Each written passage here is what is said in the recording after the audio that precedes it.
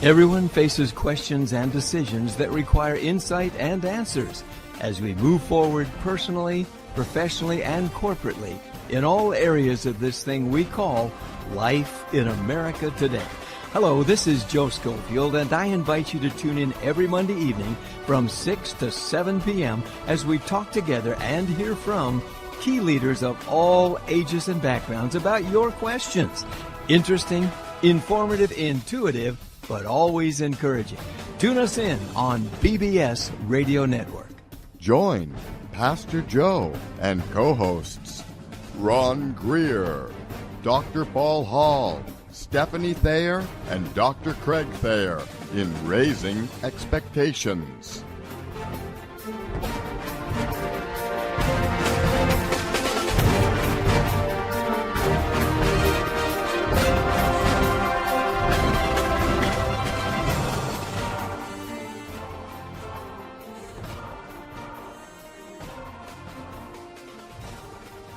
Well, good evening, friends, and welcome to 2025, our first program to begin the new season, 2025, on Raising Expectations. And we want to wish you the best. Happy New Year to you.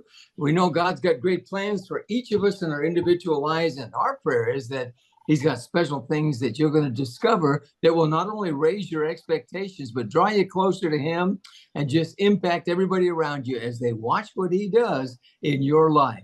We're just glad that you're part of our Raising Expectations family and appreciate the notes and the texts that we get from you. So just want you to know you're in our prayers. So we're going to begin tonight. We know we've got a really, really exciting show for you tonight. And we want to begin with letting you know once again about our team. Some of you may be new for 2025. The team, we were ready to roll going into this year. Now we're going to start on the West Coast again with from Lompoc, California. We have Dr. Paul Hall, who's a retired pastor and teacher and educator. And Paul is there in Lompoc. And like we said, the last time we were together, he is the man of the year there in Lompoc. We took the vote and it's closed now and he won. So he is the man of 2025. It was close. Yeah, it was close. Yeah. So Dr. Hall there, and you're going to look forward, if you don't know Paul yet, getting to know him this year. Good to see you, Paul. All right. Thanks. All right. And Paul and I are going to head, we may have a few folks, a lot of you have been calling in with a little bit of cool or cold noses. Some of the weather's been a lot different across America. But as we head back to the east, the south part of the east, the southeast part, there in Dalton, Georgia, we have Steph Thayer and Dr. Craig Thayer. And actually, this is Steph Thayer. Craig's in a meeting, but he'll probably pop in here pretty quick. But Steph, as you know, is a health and wellness coach. And she is also one who helps to counsel and direct and give strong, wonderful, caring biblical counsel to women across the nation as she speaks with them and produces information that helps them on her website. And you can see that on our website. It's right here, and it's called Live Your Life Out Loud. And you can find that right there, Live Your Life Out Loud. She helps women across America as being a friend and also using the Word of God and Scripture and things that really encourage and strengthen women everywhere. And that strengthens the family. We're all about raising expectations in all facets of life for men and women and kids and hopefully the whole family, because God loves us all. It's got a plan for us. You want to check some of those resources. You can find her website there at our website. And I'll give you that website really quick. That is bbsradio.com/raising expectations. Again, that's bbsradio.com/raising expectations. And if you go there, you'll be able to find our team and some of the things about them. You'll also find the websites there that you see for Steph and for Craig and the things that they do. And you'll want to check that out. Live Your Life Out Loud. And if you scroll down on our site, you'll be able to see, we'll tell you more later, different things about the team and about their families and what they do.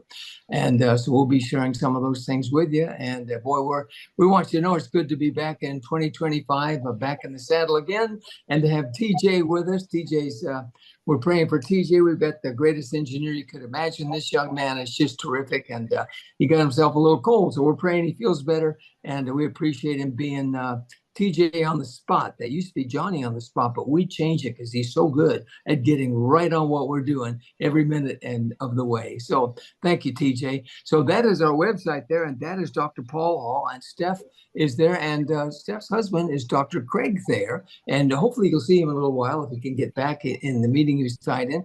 But you'll also find on our website his book.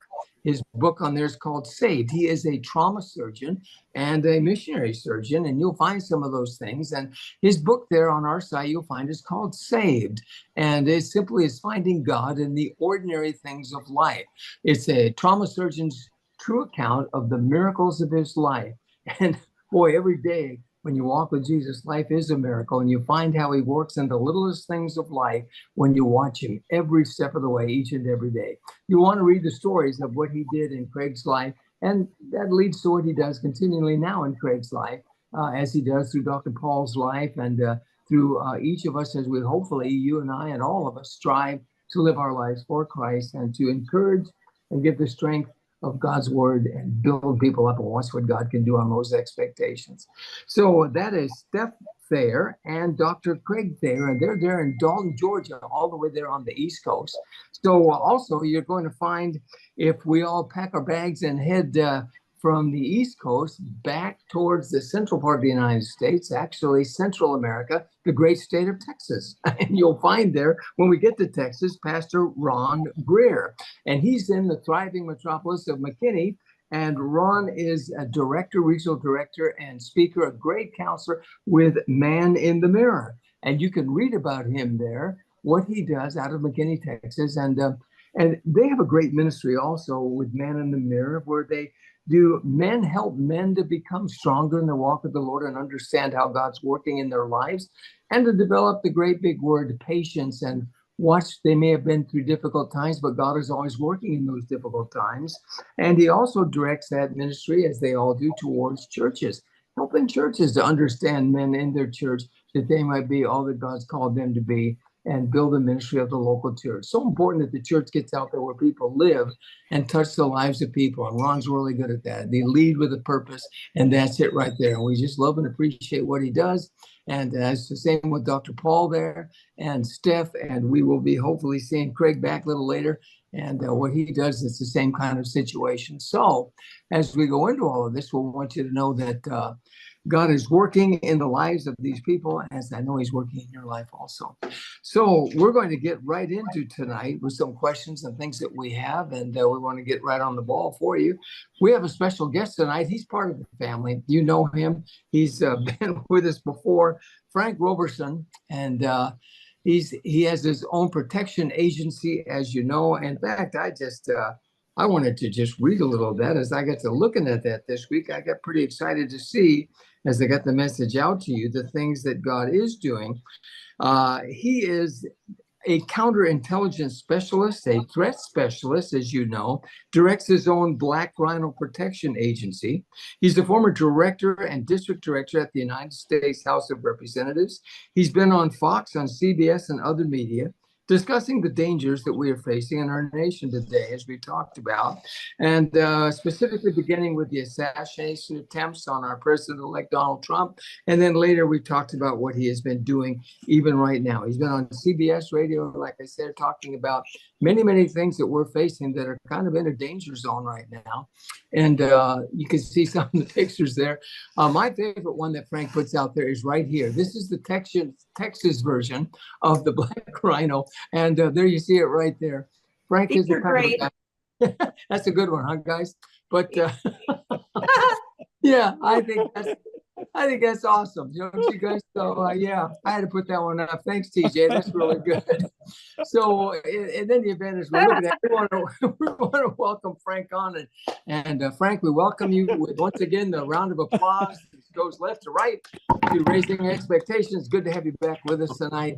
And Frank, welcome, and give us a word. Maybe start with that great logo. How you got rolling in that and what that means. Oh my goodness. That was those. You picked some pictures, man. Well, those are home runs. We have great investigators. Yes, absolutely. Oh, hide those better. I guess you missed the one with the Santa hat. I had one.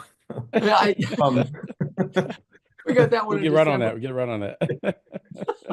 Oh, sorry. What was the question again? Yeah. Well, I think they got a good look at that and kind of got them to think that the thing I appreciate about you, Frank, is that not only are you really good at what you do, you love the Lord, you and your wife are people of faith, but you also had the ability of watching you on some of the shows that you did with Fox News and others. The first one there in the assassination attempt, and then some that people have been talking to you recently. We just wanted you to share with us kind of what you see as to the dangers that we're facing as a nation. I'm going to throw a few things out there and let everybody just talk about it. The dangers we're facing as a nation, the special day coming up here, the inaugurational day, what you see may be happening there and what to look for, what happened again in New Orleans. And we've all been reading about that, and again, Las Vegas. And then maybe how that impacts the world as a whole. And I could think of some others, particularly that seem to be happening right now. I don't know if Joe Biden is thinking of these things, or if these are simply being given to him by somebody else, like what he's doing about the coastal oil and everything like this. But just kind of get your insight and intake on some of these things, and we'll let you start where you want, and then we'll just go with it. Ron, everybody, just jump in and let's have some talk. All right. Well, first off, the world is obviously in a different place than it was 4 years ago, 8 years ago. Starting with the first assassination attempt to how to keep President Trump safe at the inauguration. The technology that the bad actors are using nowadays, it's not just looking for sharpshooters from 1,000 yards and in and putting some guys in a stairwell. I've been on details where guys were Secret Service on a presidential detail, and all they did was sit in a staircase, 4 or 5 blocks away, making sure no one got to the roof. Those days, they're still there, but now you have to worry about drones. I did a report a handful of years ago, briefing memo on our adversaries, Russia in particular, 3D printing drones with the carbon fiber. So they're really light, so they can add some cargo on there. And it was a threat assessment. And on page 6, it talks about how far behind the United States is on that technology and how far ahead they are. And last week, I was able to get someone actually sent me a copy of the directives they're now putting out in Ukraine, how to counter and defend against drones with weapons on them. So we've got to catch up on some stuff, because the inauguration, I'm going to bet a lot that the Secret Service is not going to talk him out of walking the parade route. Yeah. That's one of those things that he loves to do. He's going to want to do. Yeah. That's just going to bring in drones into play, the sharpshooters into play, 3D printed guns in the crowd. So it's important to have the counter surveillance teams in the crowds. It's going to be important to make sure not just looking for snipers, but the airspace. So they might actually need to put some guys on roofs where they usually didn't put them on roofs, and then figure out some strategies to, block the signals without affecting other things in the area that might be with local law enforcement or stuff like that being affected. So there's a lot of different things. And regarding New Orleans, on this show, I've said multiple times, I've said it on just about every interview I've done on the assassination, and the one in Sky News that I did the other day from Abu Dhabi. There's always pre-event indicators, and if people are paying attention, you guys can spot things before they happen. And the guy that ran the truck down there, he was doing his thing. He rode his bicycle around. He had those Meta glasses on, the video, the route, everything he was going to do. And then they have video of him walking through there and placing the coolers that had the IEDs in them. Now, if you're in an airport and you see a bag just sitting there, most people just say, oh, the guy left his bag or whatever like that. That's the problem. If you see a bag sitting there by itself, for any reason, you need to say something, and let alone a cooler sitting there. Right. So there are pre-event indicators that could have been picked up by law enforcement down there, by anybody just keeping a good eye out. Why is this guy dropping off a cooler? Oh, the guy left the cooler. Somebody grab him. Hey, get that cooler back. Tell somebody if they see that stuff, but they didn't see that stuff. So that's part of being aware in our community and not just have our face in our phones, headphones on where we can't hear anything. And you got to take an interest on what's going around because going on around you, because those things are going to be a mess, and that's just going to make it worse when we're not paying attention. Mm. How about that start? Yeah, boy. Yeah. I heard the police chief there say, they had these things were supposed to come up from the ground, right, Ron? They come up from underground, just block cars from driving on Bourbon Street there. They were not even functional going into all the holiday stuff that they do in New Orleans. And he said, we even used to put cement trucks that were full so they couldn't get around, trash trucks filled, and they did nothing. And it makes you think, like you're saying, why aren't people doing that? I wonder, in leadership. Today, a reporter showed the little bollards that they set up today, but he went over to it and he was able to lean it over with his hands. It's not even connected to the ground. It's just there. They have others. They have others that have been put out, but the company that gave them to them said they weren't deployed properly. So, and New Orleans hasn't responded back on how to put them in properly. So we got all that kind of stuff going on too. Well, here's my I guess question on that. It still boggles my brain how clueless people are. But let me go on a tangent. I think part of that is intentional. I just think the school system, the media, social media is designed to distract people. So anyway, that's just another conspiracy theory. Let me leave that alone. But again, it boggles my brain that we have no mechanism whereby we can train people to be more observant. And you would think the news media, given where we are when it comes to threat assessments and threats and security issues, that you'd hear the same announcement here in the airport, used to hear in the airport over and over again. You see something, some unattended, call somebody, say something that would keep giving people the notion that you need to be aware of your environment. You need to have your head on a swivel, especially in large crowds. But they don't. It's still mind-boggling to me.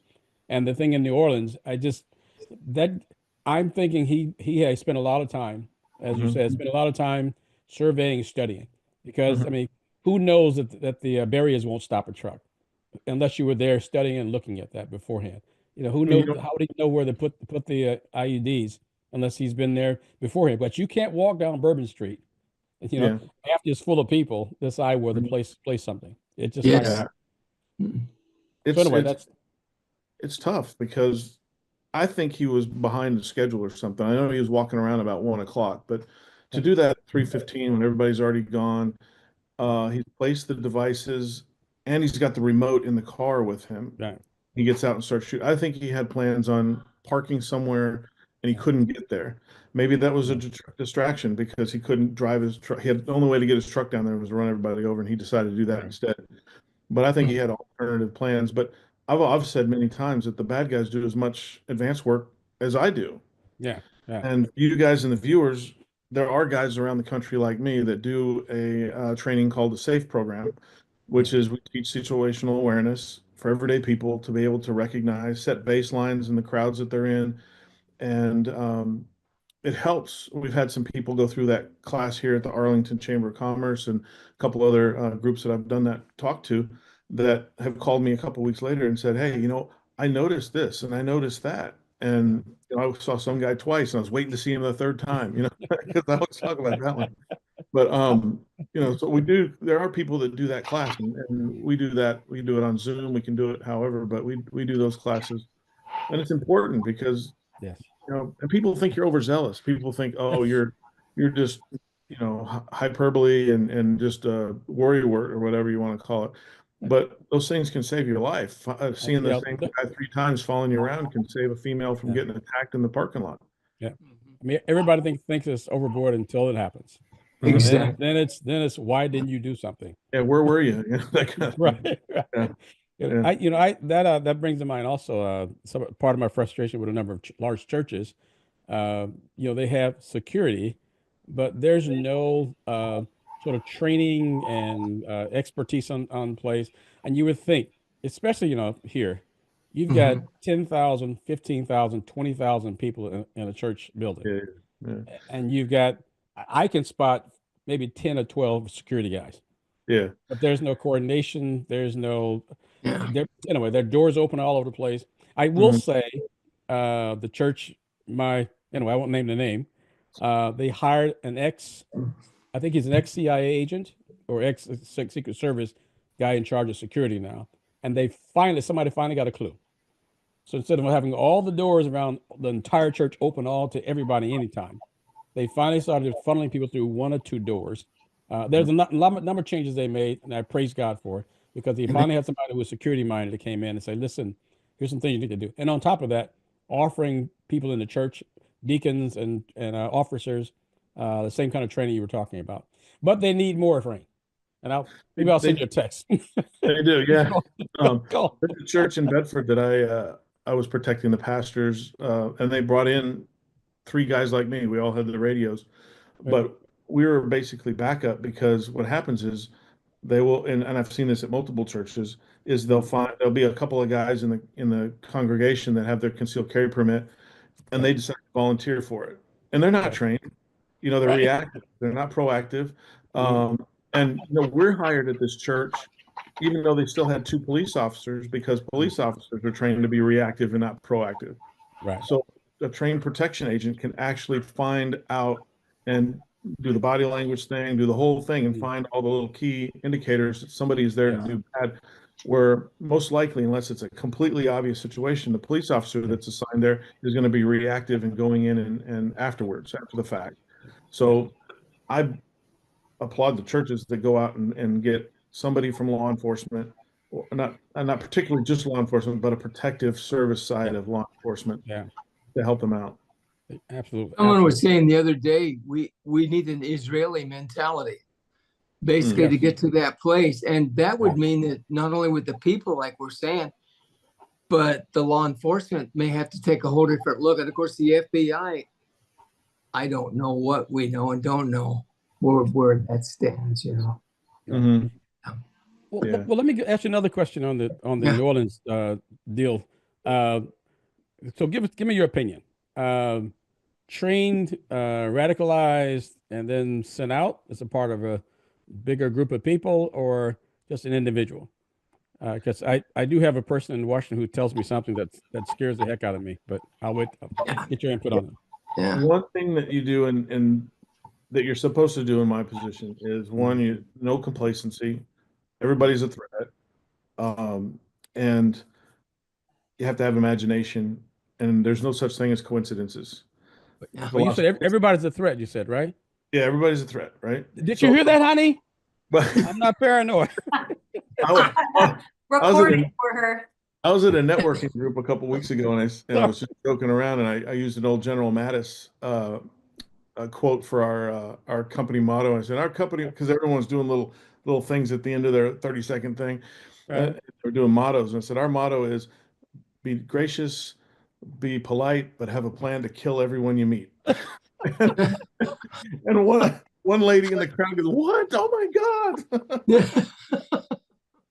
But Well, but in reality, if anyone, sorry. you have to think of it that way nowadays. Yes. If you go out and some stranger gets in within 20 feet of you, I don't care what weapon you have and how well you're trained, that guy still has a timing advantage on getting to you first. Yes. So back to that. I'm sorry. I don't believe in coincidences. Yes. And they the two rented their vehicles from the same place. They served at the same army base, Fort Bragg, and so did the gentleman that tried to assassinate Trump at the golf course, which was the perimeter left wide open for whatever reason after Biden and the Secret Service said he had presidential level, sitting presidential level security. That blows my mind. right. They would be outside that perimeter. No one get close to that perimeter if he had full. They did that when he was president the first time. They had Secret Service on the outside of the gates and swept it with dogs and everything else. If they had done the sweep, which they said they didn't, which is complacency, Yeah. then if they run the dogs through there at 1 o'clock, 2 o'clock in the morning, they found out at 2:30. So he was there at midnight, 1 o'clock. So they run those dogs at 4, 5, 6 o'clock in the morning. They would have found this guy at the fence line if Yeah. they didn't do that properly. So a lot of it's complacency, but I don't believe in coincidences. I think a lot more is going to come out. And I think it's part of a bigger group overseas, and whether they've been able to get into this country through the border or whatever, I'm not sure. But if they're still putting out warnings, as I saw this morning, obviously they know something they don't want us to panic over, and they're going to try to be as safe as possible, and the information they give us.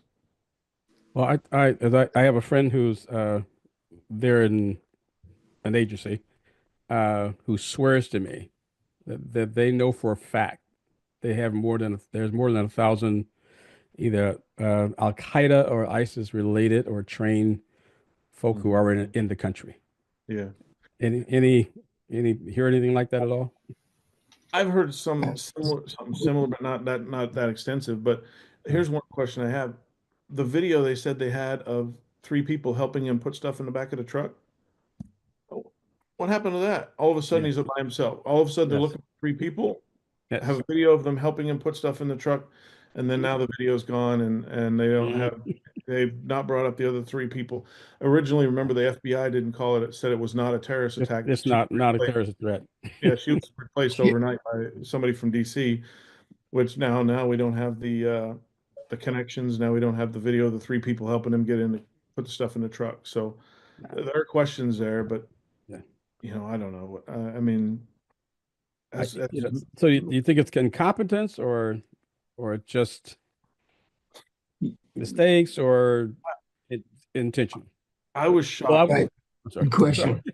Starting with Butler, Pennsylvania, I will tell you that the leadership they're covering their own rear ends.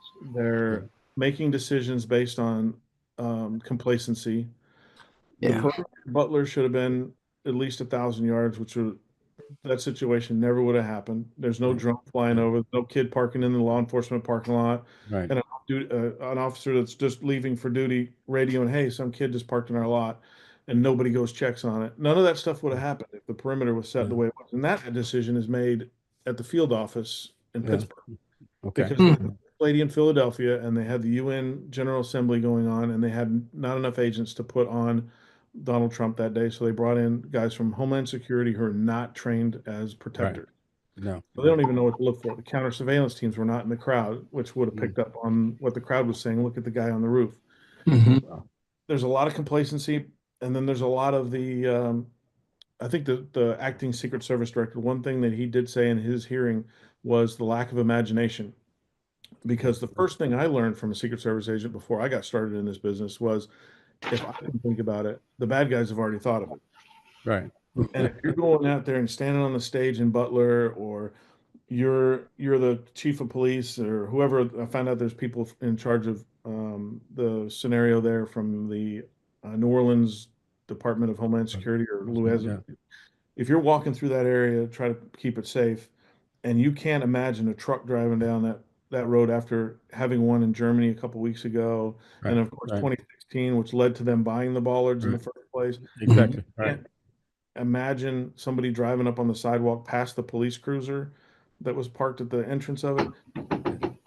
You're not doing your job, or you're not full trained. Hey, Ron, your Avon order is here. Come in. What is that? Hey, the older we get, the more I think about when you said what you said. Is it somebody just covering up? Is it somebody pretending it's not there? What did we learn from Pearl Harbor? I mean, what a mess. What did we learn from the World Trade Center? What did we learn on 9/11? Why are we so quick to complacency? It's kind of like Ron was saying. Are they just looking the other way because they're so busy covering their tails, like you're saying? Or I'm being kind of blunt, but I mean, people are asking questions all the time. I get these texts. They really wonder about that, Frank. Hey, Joe. Just for clarity, there were two two Twin Tower attacks. Yeah, that's right. That's But amen. Yeah, down in the forget basement, right? they Yeah. forget the first one. Yeah, sorry. Go ahead. Yeah, that's the one I meant. Thanks, Ron. Thanks for clarifying that. That was the one I meant. Stephanie? Okay, wait. What was the first one? Their first Parking attempt, the garage. Blind Sheikh attempted to blow up the foundation of the World Trade Center and bring it down. It didn't work. How long Didn't ago go. was that? That was 1990 something. it was 97, like wasn't it? yeah. I didn't know that. 92, Yeah. something like that. 90. Yeah. The blind Sheikh. Yeah. Fun time to get there. Yeah. What is Tim driving? Yeah. So you I mean it, and that's it's one of the questions you ask at times because it makes you think that either it's horrible incompetence, or like you said, how can you be that complacent?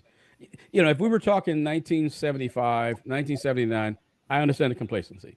Yeah. But if you're talking after 9/11, you're talking all the shoe bomber. Just go down the line. Yeah. How is there room for complacency? And with things that close to each other, Yeah. it's mind-boggling to me. It is. What do you think? That is pretty crazy because after 9/11, everyone came together. Everyone was so patriotic. George Bush had 85% approval rating through the roof. He took the surplus that he got and he built Homeland Security, got the planes safe, got the airport safe, everything else. Mhm. And then what is it? Just 3 or 4 years later, they're burning flags again and they're doing this whole thing and going back to their. It still comes down to, so when I was doing the working the politicians and I had official duties when I worked for Congress both times, and it's amazing to hear the different conversations that go on in the building in DC and then go in the district and hear the other conversations that are happening out there, out in the district. They're two different things and they're supposed to match, right? And that's right around 2010, Harry Reid pulled some stuff that started down this road. He was the first, I believe, to throw in $3 million of his Democrat money into a Republican Senate race, Senate race, but threw it in the primary because he was trying to get the candidate that he wanted. The one he knew he could beat was Sharon Angle, and he was able to get rid of the lady. Just had her name right at the top of my tongue, and she was the chairman of the party. She was a great fundraiser, Sue Loudon, and she would have whooped Reid's butt, but he spent $3 million to get her trashed and get Sharon Angle through. And next thing you know, that's what they did in 2016. Remember, Hillary never went anywhere really. She was just a thing. All you have to do, and then Pelosi came out with her little video. If you Google this, you can see it. The way they do this is they create something bad, then they talk about it in front of the media, then they encourage the media to write about it, and now it's true. Yeah. Talking about it on the news, and you can hear she actually said that in a press conference. That's how it works. So that's what they do. It's all about a power struggle now. 158 Democrats voted against deporting illegals that have done raped people and killed people. I mean, children. And who does that? Yeah. I mean, that's No ridiculous. No one rational. So the patriot, I don't see anything happening anytime soon where we're going to get back to that patriotic part, because now some schools you can hang the rainbow flag, but you can't raise the American flag. You can raise this flag, but you can't raise that flag. It's I don't know how we get back to that. The group that controls that is so small. Yeah. On the internet, it makes it look like it's huge. Yes.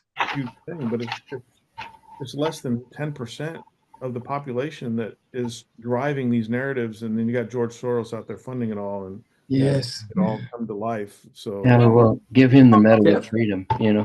Yeah. He got the highest civilian award. Really? Yeah. What did he do? Yeah. Yeah. Going along with what you said, Frank, I read an article today. It was kind of interesting by and a guy named Tim Miller. I don't know if you know who he is. He was quoted in the article. He was a former Secret Service agent, and he started he started a company called Lionheart Protective Services, something or other. Anyway, he brought a really interesting point up, and he said the guy that did his work in New Orleans had forsaken or turned away from his faith in his 20s, late 20s, early 30s, and then the fellow in Las Vegas, he was a part of the 10th Special Forces Group, and he'd seen some things and wrote some emails. The point that they made is that perhaps there's something to this, that some people serving in the military have seen values flipped, and because the values have flipped, they don't know how to reconcile that, and consequently, they turn to other directions. I thought that was kind of interesting insight, because the guy in Las Vegas, for example, he was a decorated veteran, and his uncle, his name was Dean. His uncle Dean said this guy was a patriot, up and down. He loved it, loved the flag, loved the whole thing. And you wonder, how can a patriot, how can a person who's so patriotic do something so horrible? But he also made the point that he felt that the special training that his nephew had received in the special forces, he said if he really wanted to do some extremely serious damage, he knew how to do it. Okay, so I think when we look at values flipping in the country, like you just mentioned, Frank, why is it okay to fly the rainbow flag and not the American flag? Why in California, for example, and not to beat a bad drum, but in Lompoc, where I live, it's very common. You don't see an American flag, but you'll see a Mexican flag, or you'll see the Mexican flag above the American flag. And you just kind of ask yourself, talk about values. How did this thing get so upside down? And if you say anything about it, you're the bad guy. And so I think there was really something to this value system, and especially what they see in the military. That's not what they signed up for. They didn't sign up for drag queens and drag shows and et cetera, et cetera. They signed up for different things. So you have any insight into that? Any thoughts? Well, the one thing that reminds me of some training that I did a while back on the counterintelligence side, on chasing bad guys and finding out and tracking their plans, is and I was taught it's the Star Wars theory that everyone thinks both sides think they're doing the right side. In the example I was taught, the Jewish people have been fighting against the Palestinians and the Arab nations for 4,000 years. Both of them think their fight is righteous. If you talk to both sides, they both of them think that they're doing the right things. And when people get to that point where they think they're doing something good, that's blown up something, or the guys that blew up the Twin Towers, they thought they were on a righteous mission to strike the people that they hate the most, and they think that they were on a good. They're going to be good, all the things that happen when they in their religion, when they die as a martyr and all that thing. And then we fight back because they attacked us, and he got two people. So the gentleman in New Orleans, when you get radicalized like that, you get these beliefs in your head, you're taught these things, and you think that you're doing something good by doing what you just did. Yes. And we're trying to fight the people who are teaching him to do that. So that's the best example I could come up with. That's something that we train on when we look at preparing to go, if our guy's got a threat against him, we have to understand our enemy. And when you're trying to understand the opposing people, you have to understand where they're coming from to be able to figure out what they're going to do next. And I'm sure that guy went down. He wasn't going to go down without a fight, and he thought it was a righteous thing to do, right? Because of what he was taught and what was in his head. Yeah. You think our military is going to swing back to the right? You know, you see that happening? I would hope I so. do. Yeah. I think so, and it'll hopefully some of those folks that lost their military careers during COVID get a second chance to get back and serve, because you don't sign up Amen. because you are forced to. You sign up because you want to be there, and to let people go that want to be there, and knowing that we're short-sighted on and need more men and women in the military that believe and that are patriots. I hope some of those folks get a second chance to get back their careers Yeah. without Mhm. anything Yes. on their record that shows anything negative. Absolutely. I agree with you on that one as well. Yes, sir. One of the young men I'm mentoring left the military after 14 years for that similar reason, Paul. His deal is he didn't sign up for this crap. He says he's seen too much compromise. He's seen too many. You know, you have this code of conduct. You have this code of honor, and he has superiors and folks around him who were violated constantly. His deal is he signed up for one mission, and now he's put on others. One was he was sent to New York during the riots there. He was sent during the D.C. during the inauguration. He was also there right at the end, right after January 6th. And, you know, given the he's an intelligence specialist. Mhm. So the information he got, the inside stuff he saw, and the conduct of people above him, just sort of the last straw with him. And he's done. So being forced to take the vaccine was another one of those kind of things that got Yes. him. Yeah. So he left. And oh, by the way, he's also the 36-year-old who had myocarditis because coincidentally, right after he got the vaccine as well. Mhm. But it's like he felt betrayed by the military in the United States. So he left and has no intention of going back.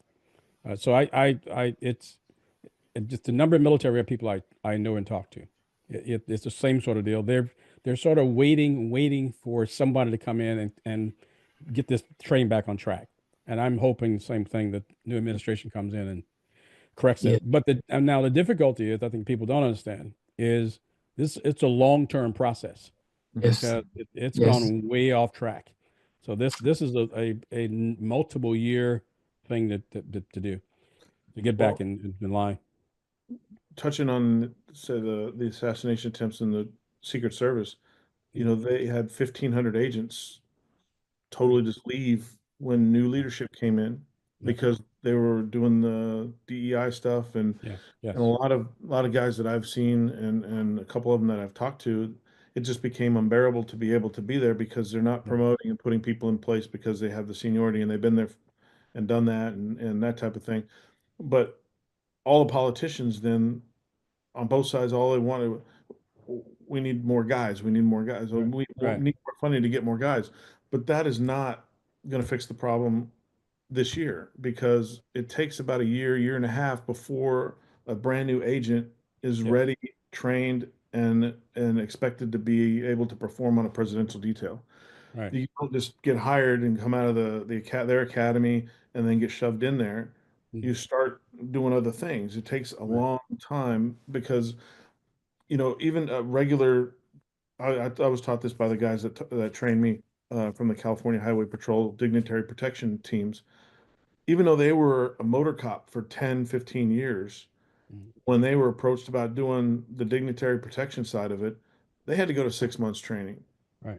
They're already in 15. What do I have to go to 6 months? Well, you're doing a completely different thing. Yes. Same thing with regular police officers. I had a driver assigned to me one time that couldn't drive to save his life, and let alone he didn't know how to do a pickup drop off and all that kind of stuff. But he's an on duty police officer, Right. and there's a difference because that's why you go into separate training for that stuff. Go from reactive to proactive and all these things to keep people safe. It's a totally different ballgame, and you can't. They just don't fall off, grow on trees, I guess is the the thing. But Wow. it takes a while to train that. And I've got a guy on the team that protected 3-star and 4-stars in the military, and he had to go to special training before he could get onto those details and be a part of those details. And a lot of people don't understand that. And that's why, I mean, they expect the police department to step up. The police don't know, they don't go through the Yeah. hour classes of behavioral analysis or setting baselines in crowds and watching hands and watching for eyes and all, I mean, all this crazy stuff that you're supposed to look for, right? Mhm. They don't go through that training. They go through the shoot, how to arrest, what the laws are, all this other stuff, and then how to react to it. What do you do when someone is a hostage in a house? Yeah, reactionaries. Right. Yeah. Right. Same with the military. The military does the Right. same thing. And you know, the Secret Service, California Highway Patrol, Dignitary Protection, DSS, they're the three of the best protection agencies in the country, and there's a reason why, because they don't leave any stone unturned. And you know, I was lucky to be trained by some guys from the California Highway Patrol Dignitary Protection guys for 9.5 years on the job. But I mean, it is a different. You got to have that mentality Yeah. when you got to have people in place to set the stage for like New Orleans and find the soft spots. Yeah. It Right. doesn't, you know, you throw a guy like me out there and walk around, I point them all out to you, you know. Right. They'll think they'll think, oh my God, who's this guy? Who's this guy think he's coming in here? I'm the chief of police. Who's this guy coming in here? Yeah. And you have a guy drive down this road and kill a bunch of people, you know. Yeah. It's so paranoid. Yeah, they got to get rid of the competition on run and help them pull together. Understand Right. everybody's a little different. Good to see you, Doc. There you made it in there. Good to be see you. here. So let me give you something a little scary. You absolutely are right, Frank. You're saying it's 12 months, and that's just to come out as a newbie, right? Mhm. Now you Yeah. need all the experience you have On of the ground. sweat on their forehead, the look they have, the tremor they may have from their adrenaline being too high, those things. Well, you know what it takes, how many years it takes to get a trauma surgeon? If you lose one, Mm. train them up, Mhm. to get them as a newbie is 12 years. Yeah. Wow. Wow. Right. Got to work it out. Oh, In that, because and those guys get paid way too much, huh? My God. Steph, you have a thought there? Yeah, well, I'll just tell you, being married to him, he will get called literally every 15 minutes. Like, I don't think people realize, like, who do you think Yeah. shows up at 2 a.m. when you're dying? Right, Like, exactly. somebody. Right. I don't know if you guys saw the clip, but whatever noise occurred in New Orleans, there were a bunch of cops at a corner and they heard it and they all took off. And to me, I loved to see that, regardless of who's done what right and wrong. Obviously, there's a lot of negligence, but those guys all immediately responded. And Yeah. that's what I would hope to see, whether they knew what they were prepared for or not. That's good. Hey, Yeah. hey, Frank, can I just think of one more question here toward the end? Yeah. You mentioned something early on pertaining to the inauguration and presidential protection. That may seem way out on the left field, but what's the danger of the mini air vehicles, the drone attacks? Yeah. Now, again, I've seen a couple of videos of research where they are trying to arm these little tiny drones and do like a one-shot deal of assassination. they're already, and at yeah, the- they're already doing that in Ukraine. okay, all right. They're doing that in Russia. That's why I brought up that report, and Okay. because you know they just put out. I mean, just now. I mean, the war's been going on a couple of years. I think the drone started about 6 months ago or something like that. Mm. Yeah. They build them so light. They do the 3D printing carbon fiber, Yeah. so it's so light that you can put something on there that's going to either drop it and move the drone out, or they can mass produce them and just kamikaze. Right. just Mhm. on a on an armored vehicle. That's what's in the document. It's a 35-page Right. document on different ways to counteract Wow. and to defend against the drone attacks. But they're already using them as weapons right now, and that's a carbon fiber thing, or if they come Yeah. up with a different Yeah. kind of material, the radar might not pick them up. Yeah. People Well, are gonna. here's what frightened me. I went to a 4th of July light show out at this new golf course, PGA, Mhm. and they created these pictures of Santa Claus and then stars. There were all kinds of holographic looking things in the sky, Mhm. and they were hundreds and hundreds of mini drones. Mhm. And my question is, if you've got 200 mini drones, Yeah. if you got 10, how do you stop that? Yeah. And see, if you're an advanced guy, Ron, you're sitting there going, wait a minute. Because remember, if we're sitting here thinking about it now, I guarantee you somebody else in the crowd, a bad actor, has already thought of it.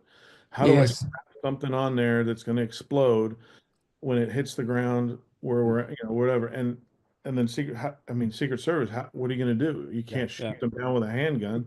Right. No. Right. Wow. Unless you're in Texas, that's another story. Yeah, if they're in Texas, the neighbors do it for you. But Tracking where it comes from is a whole nother thing, right? correct. Yeah. Boy, Yeah. folks, we're going to have to look at our time. We got 3 minutes. That's yeah. Everybody will listen to Steph here for a minute. Maybe we go for stretch it out a little bit, Ron. But boy, this is interesting, Frank. Boy, and want to get you back after the. I almost said the ascension, not the ascension. Boy, I must be tired, huh, Ron? That's a good one. I feel that way almost by the time we get there. The inauguration. Yeah, thank you. Inauguration, yeah. But I'm excited about finally getting there. Steph, share a word with you. We're launching into a year. There's some things we want to bring to you folks, and we just need a little help to get there. We're working hard on it. Steph? Absolutely. You can always connect with us, get all the information on the website at bbsradio.com/expectations. And earlier, Pastor Joe highlighted some things, so I'll just stick to the goodies near the top. TJ, don't move. Good. Okay. So you can you can listen to us live. You can listen to other shows if you want. BBS's fantastic space. And when you just scroll down a tiny bit, there's ways that you can donate. And we appreciate that. We would love to expand the time that we're on the air. That takes funds, obviously. There's the fancy QR code up there. There's buttons that you can use for PayPal, and you can also snail mail contact Pastor Joe if you want. As always, there's all the show information and how to connect with us as co-hosts. And we just really appreciate you hanging out with us, sharing about the show, listening in. All of that really adds up and makes a difference. And we're very excited about 2025, what we have to bring to you and to chat about, and the changes that are coming. Amen. Amen. I want to give you one thought too as you go on this. The Bible says, this is a really important verse, thinking of all the stuff Frank shared here, in Isaiah chapter 41 and verse 10. You all know what that says. It says, fear not, for I'm with you. Oh, I'm glad God says that. He goes on and says, be not dismayed, for I am your God. I will strengthen you. I will help you. I will uphold you with my righteous right hand, and I will take care of anything that flies overhead. Basically, Schofield version. So let's remember, because we're looking at these. Remember who you belong to. The Lord goes with you. And we've got like 1 minute left here. So thanks for tuning in tonight, everybody. Doc, good to see you. Glad you made it back. It's really good to see you, Tank. And Frank, thanks for being with us. I'm going to call you. We want to get you back with us right after the inauguration and get your insight on some things. And Ron, it's always good to see you, brother. Appreciate the commercial you did there. Good job, bro. Good job. Look good. All right. And Paul, you're in our prayers, man. Lots of special stuff you're doing, so we'll be praying. Amen. And we'll just be from there. And tell Christy we're always praying, and we're glad she has those protective dogs. She is in good hands. You trained them well. All right, ladies and gentlemen, God bless you and keep you. Welcome to 2025. It's going to be a ride when you ride with God. He's got great plans set for you. So we'll look forward to seeing you next week, same time, same station, bbsradio.com/Raising Expectations, or any of the 5 platforms. Check us out on podcast too. If you just want to listen while you drive, you might get fired up and become a faster driver as you hear what Frank said tonight. So you may be excited to see what happened on that one. So God bless and keep you guys, and we'll see you next week. Thanks, everyone.